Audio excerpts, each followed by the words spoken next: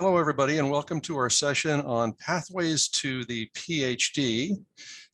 We are the Ira A Fulton Schools of Engineering. We have myself and Dr. Pat Phelan presenting today. Pat, if you'd like to introduce yourself.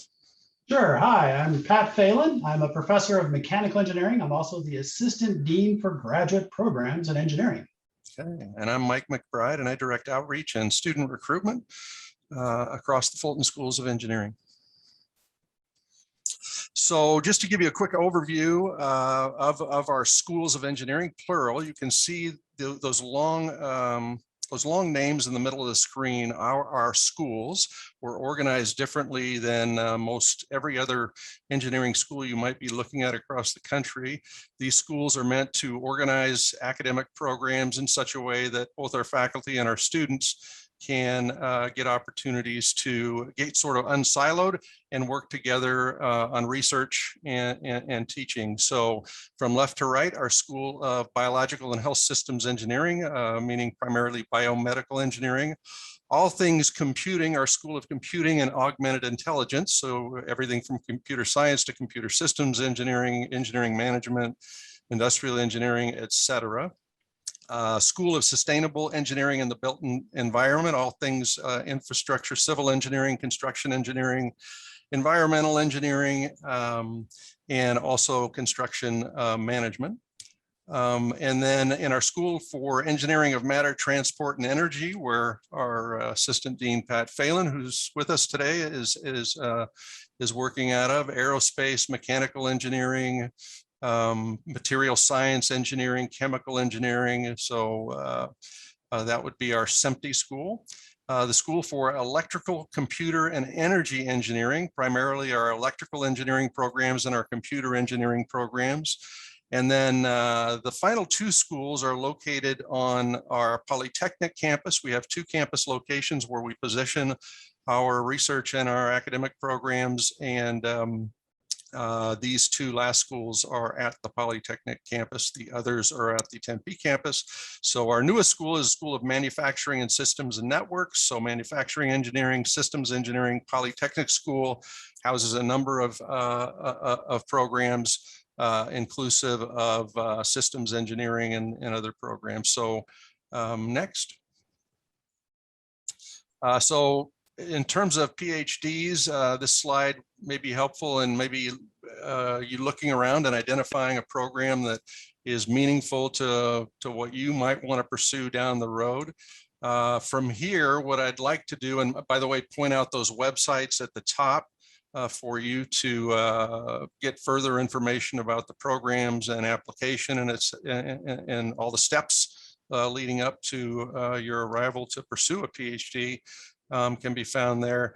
But from here, what I'd like to do is turn it over to our Assistant Dean and Professor Pat Phelan to talk about the pathways to the PhD.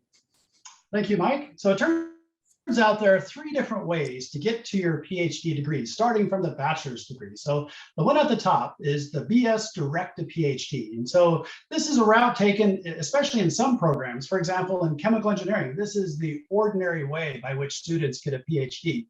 In other programs, it's less common, but I think in every program, this is a possibility now. And typically, along the way to the PhD, you would pick up what's called your master's in passing. The second option, you start a master's degree, but then somewhere along the line, you decide that, yeah, I'd really rather have a PhD degree. So you switch to your PhD without even stopping and getting your master's degree. This is also relatively common.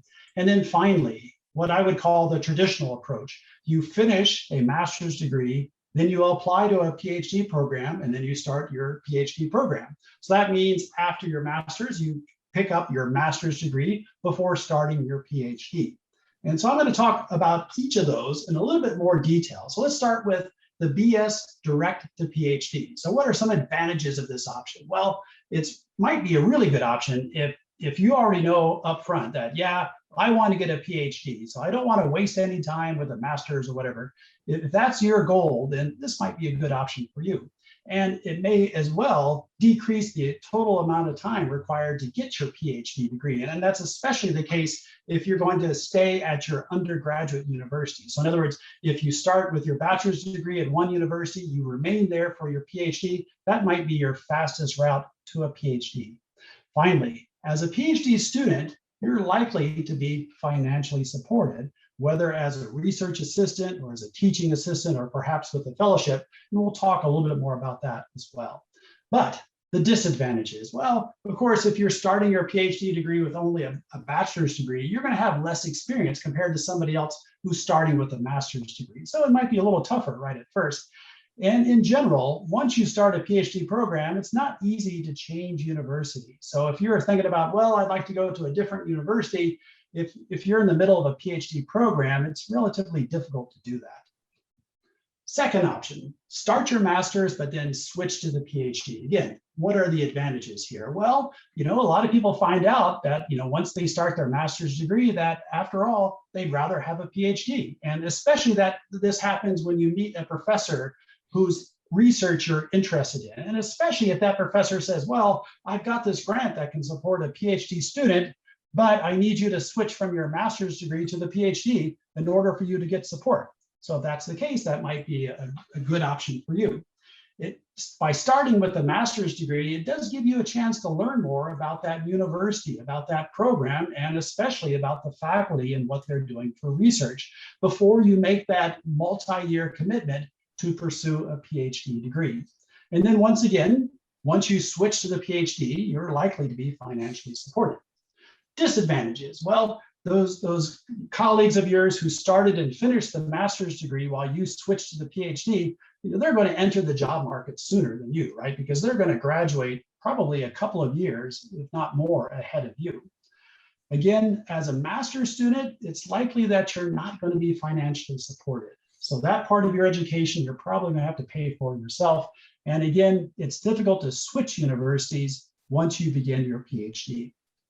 The third option, finish your master's, then go on to apply for a PhD. So advantages, it's very easy to change universities between your master's degree and your PhD. I look at my own experience. That's exactly what I did. I went to one university for my bachelor's, a second university for my master's, and a third university for my PhD.